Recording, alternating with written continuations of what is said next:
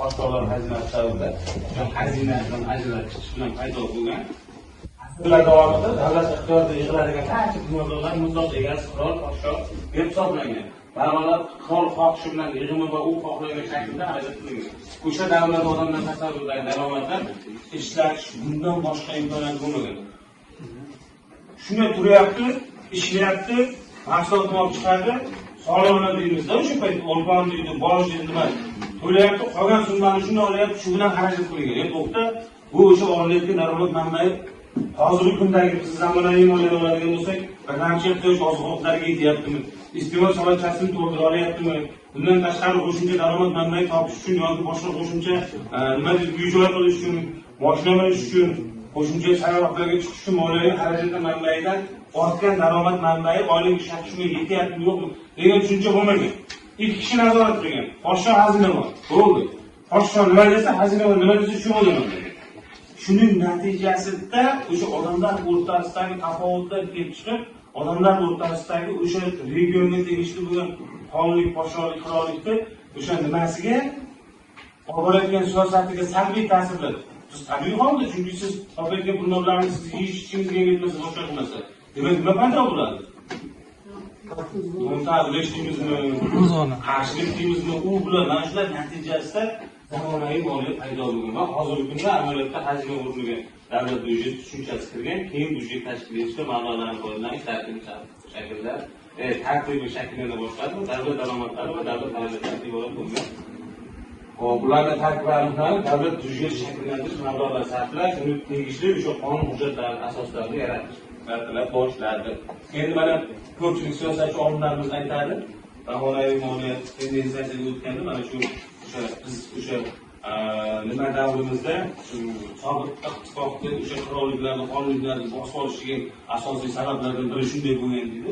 O'sha ittifoq kelib bosib olganda mamlakatlarni kelganda kelyapti. Bo'ldi, siz mana shuni nima ish qilasiz? Mana shuncha yer egasiman. Bo'ldi, biz sizga oylik beramiz. Chunki ularda boshqa tushuncha bo'lmagan. Oylik deganingiz nima degan? Mana sizga 70 so'm pul beramiz. Bo'ldi, 70 so'm pul ishladi. Ertalab soat 9:00 ga kelyapti. Kechqurun soat 6:da ketyapti. Kechalar bilan uni davay ishlatadigan, tepasida shuni qiladigan hech kim yo'q. Aka hayron. Uyga boryapti. Qilgan xarajatlar manbadan oshib qo'ygan pul endi nima qilaman desa, xohlagan joyga ishlatdi. Tushunyapsizmi? Ularda shunday tushuncha paydo bo'lmagan-da. Ha, tizimlashtirilgandan keyin ular nima qilyapti? Bu hayot yaxshi ekan dedi. Sirasi hamma oqim o'sha zamonaviy moliyaga qarab o'tib ketyapti. Natijada davlatlar o'rtasidagi o'sha ichki mutanosibliklar paydo bo'lyapti. Endi hozirgi kunda biz mana o'sha zamonaviy moliya deymiz, zamonaviy moliyani dunyo miqyosidagi ko'rinishi, olimlar tomonidan e'tirof etilayotgan. Misol tariqasida bitta narsani aytaman. 1988-yilda Yaponiyada o'tgan safar darsida o'tib ketdim. Adroq bilan ishlab chiqariladigan avtotransport vositasi qo'lga topdim.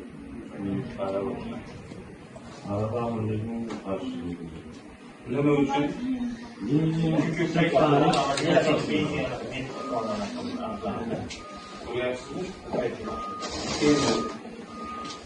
Arablar agar o'sha narsani qilmaganda nima paydo bo'lardi? Niyatga bo'lgan bo'ladi. Natijada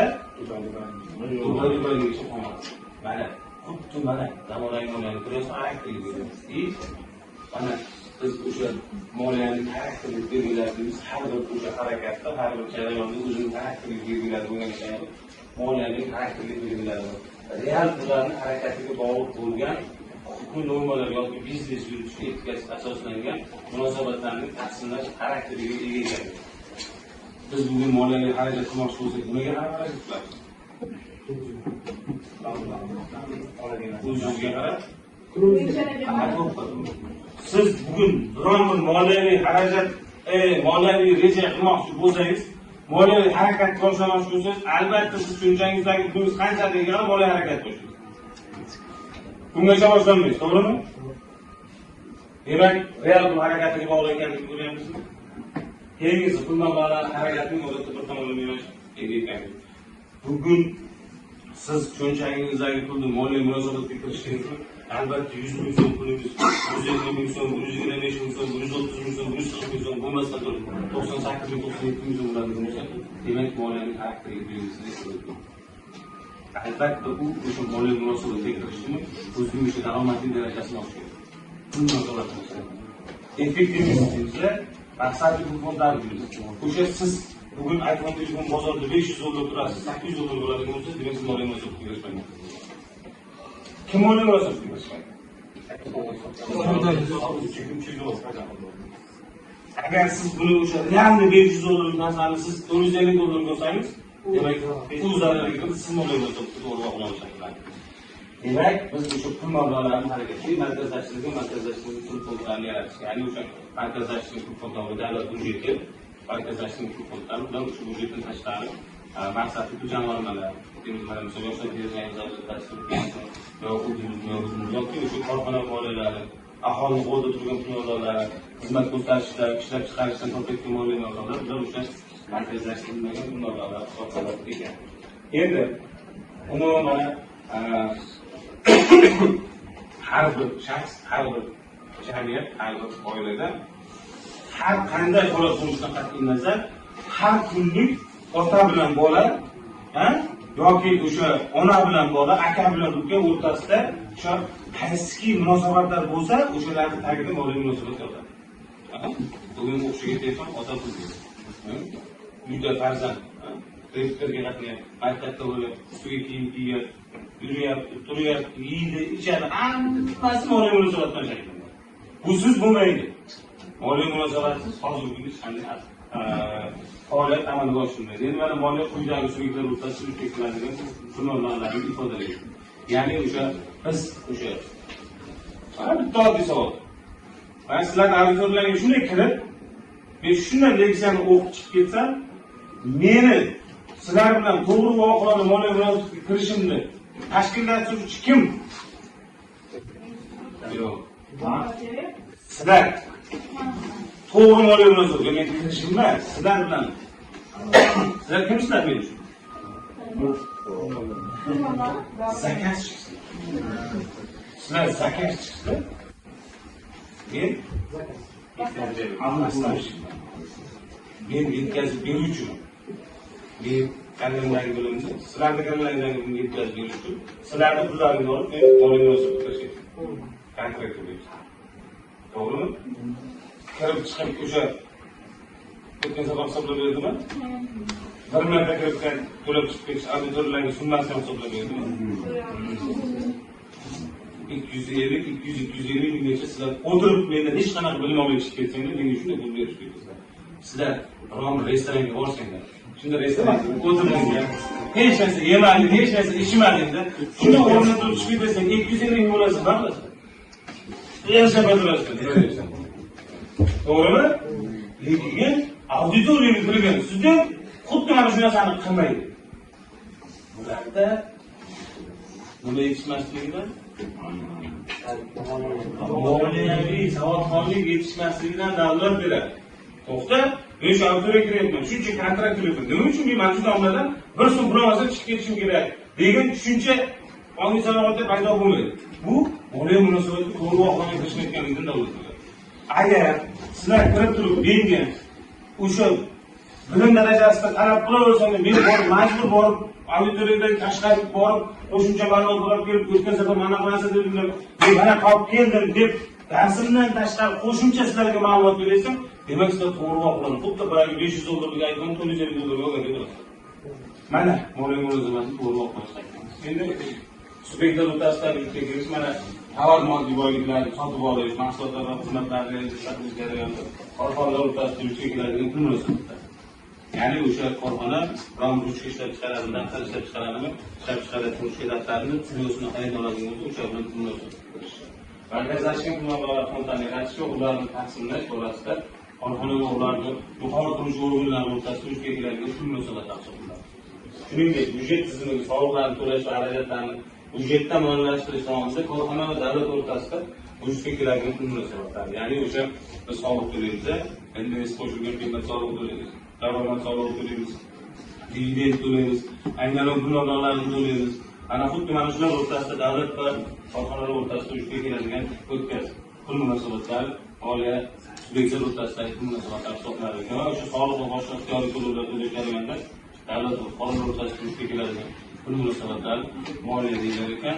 To'lovlarni amalga oshirish va resurslarni olish jarayonida korxonalar, fuqarolar va byudjet fondlari o'rtasida vujudga keladigan pul munosabatlari moliya deyilar ekan va byudjet tizimining alohida bo'g'inlari o'rtasida vujudga keladigan pul munosabatlari. Ya'ni byudjet tizimi deganda davlat byudjetining sog'liqni saqlash, ijtimoiy davlat byudjetlararo munosabatda, soliq organi ham davlat byudjet tashkiloti hisoblanadi. Moliya vazirligi, moliya vazirligi ishlaydigan xodimlar bor. Moliya vazirligi davlat byudjetini nazorat qilish organi hisoblanadi. Ularda ishlaydigan xodimlar davlat byudjetidan hisoblanadi. Shunday, xuddi shunga o'xshagan pul munosabatlari. Sug'urta badallari to'lash va zararlarni qoplash sug'urta hodisalari ro'y berganda paydo bo'ladigan o'sha aholi, korxonalar hamda o'sha mulkiy va shaxsiy sug'urta organlari o'rtasida vujudga keladigan pul munosabatlari va shu korxona fondining doimiy doiraga aylanishiga xizmat qilish pul munosabatlari moliyaviy yordam deymiz. Endi keyingisi mana moliya munosabatlari. Endi mana biz o'sha sug'urta qilamiz, transport to'g'risida. Biz o'sha 1 million sug'urta qilamiz, yangi shofyor kimdir yangi mashinaga o'tirdim, u albatta sug'urta qilish kerak-da. Chunki unda risk darajasi yuqori bo'ladi. Risk darajasi yuqori bo'ladi. U sug'urta qilishimiz ertaga xudo qo'rqmasdan avtotransport vositasini urib nimadir bo'ladigan bo'lsa, unga o'sha sug'urta tomonidan pul sumalari borim xarajatini 100% qoplayveradi. O'zi endi yosh bola, yosh tadbirkorlik subyekti biz boshladimiz. Yo korxona ochdi. Hali korxonaning faoliyatini uncha yaxshi bilmaydi. Sug'urta qiladigan bo'lsa, ertaga korxona faoliyatiga qaysidir bitta o'sha tarmoqni zarar yetkazib qoladigan bo'lsa, shu moliyaviy manba sifatida zapasni turib borish orasidagi pul munosabatlar hisoblanadi. Korxonalar, soliq to'lovchilar birdek, o'sha byudjetlararo munosabatlar demak. Endi har bir jarayonda o'zining funksional vazifasi bo'ladi. Auditoriyaga tomga kirib keldimi, tomlarning funksional vazifasi dars berish, talabaga to'g'ri va oqilona dars mashg'ulot yetkazish, mavzuni to'laqonli ravishda tushuntirib bera olish bo'lsa, talabaga o'sha mavzuni maksimal darajada o'ziga qabul qilish. Xuddi shunday moliyaning ham ikkita funksional vazifasi mavjud. Birinchisi taqsimlash, ikkinchisi nazorat qilish. Taqsimlash funksiyasining ichida 3 xil guruhga bo'linadi. Nazorat qilish funksiyasi ham 3 xil guruhga bo'linadi. Bu funksiyalar moliya tomonidan bir vaqtning o'zida amalga oshiriladi. Har qanday moliya rejalasini yaxshi mahsulotimiz va milliy daromadimizni taqsimlash va shu taqsimlash ustidan nazorat qilish amalga oshiriladi. Endi taqsimlash funksiyasi dastlabki joriy so'nggi, nazorat qilish funksiyasi ham dastlabki joriy so'nggi nazorat qilish amalga oshiriladi. Endi bu funksiyani qayerlarda ishlatishini aytadigan bo'lsak, napример, Toshkent davlat agrar universitetini byudjet tashkilotiga boradigan bo'lsa, o'sha agrar universitetiga qayerlardir moliyaviy xarajat manbai amalga oshirildi. O'sha xarajat manbaini davlat byudjetidan ajratayotgan bo'lsa, birinchi taqsimlash qilinadi. Mana shu stadionda yo'qmi? Taqsimimizda stadionimiz turibdi. Shu stadionni qayta remont qilish. Birinchi taqsimlash qilinadi stadionni shu buzib tashlab keyingi nimaga tayyorlash. Ikkinchisi o'sha hamma o'sha belgilangan xarajatdan manbaini qo'yib, undan keyin o'sha chimini yotqizib, o'yinga tayyor holatda ketkazish. Nazorat qilish funksiyasi xuddi shunday bo'ladi. Birinchi ajratilgan summani oldin ko'rib chiqadi. Haqiqatan ham shu stadionga birinchi dastlab qilingan xarajat manbai o'zini amalga oshirganmi? Ulardan amalga oshirganda pul qo'yib bergandan keyin joriy xarajat manbai amalga oshiriladi. Joriy nazorat ketgandan keyin so'nggi nazorat amalga oshiriladi va o'sha hozirgi kunda moliya o'zining ko'zlangan maqsadini amalga oshiradi. Endi moliyaning eng asosiy maqsadi pul fondlarini shakllantirish. Har qanday holatda bo'lishidan qat'iy nazar, maqsadli pul fondlarini shakllantirish moliyaning eng asosiy maqsadi.